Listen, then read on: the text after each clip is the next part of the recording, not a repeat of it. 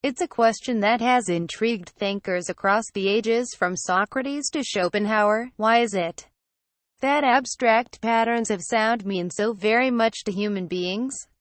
We are more exposed to music than ever before, thanks to streaming, from Spotify and YouTube to Mixcloud and downloading, and we're bombarded with music via advertising, too.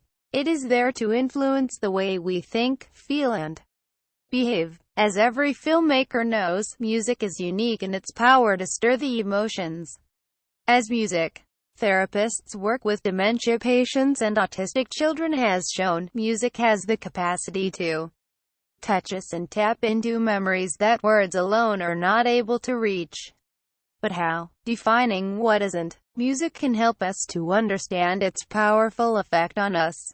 There are those who believe that certain everyday sounds, particularly the sounds of nature, should be classed as music, such as Tennyson's Babbling Brook. This may be regarded as music to a poet's ear, but it doesn't communicate to us in the way music does.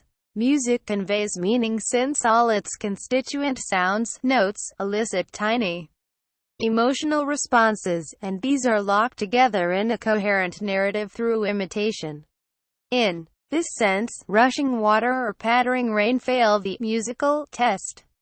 Unlike language, notes are free to convey pure emotion, unfettered by the need to be understood. How does music compare with the other uniquely human form of communication in sound, language?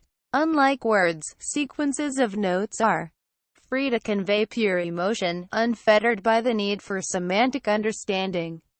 Hence, music requires less mental processing power than language, and music in its simplest form, the early vocal interactions between baby and caregiver, precede language in human development. The miracle is that the structure and meaning of both music and language are grasped quite intuitively in the early years, merely through exposure. This is because the young brain is primed to search for patterns in sound. Explicit tuition isn't necessary. Music is central to the notion of what it is to be human, and spans cultures, continents and centuries. Many of the core cognitive traits required for musical understanding stem from an evolutionary need, one being the ability to detect difference and similarity around us. What looks the same, smells and tastes the same, also sounds the same, and therefore is the same. It may be, as the human brain evolved, other purely musical abilities built on these cognitive survival skills, above all, the ability to express oneself emotionally, and to understand others, through abstract narratives and sounds.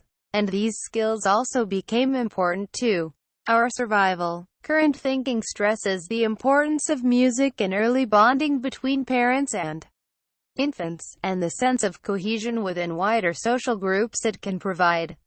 There is increasing recognition, too, of the potential role of music in the development of empathy, i.e., if I can copy the sounds you make, then I must in some respects be like you. The emotions that I experience as I make sounds like yours may be the same as the emotions that you experience.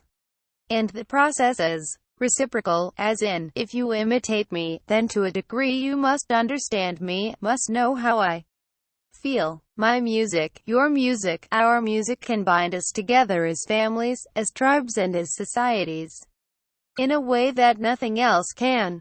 Comparing Notes, How We Make Sense of Music by Adam A. Guilford is published by Profile Books at £20. Order a copy for £17 from bookshop.theguardian.com.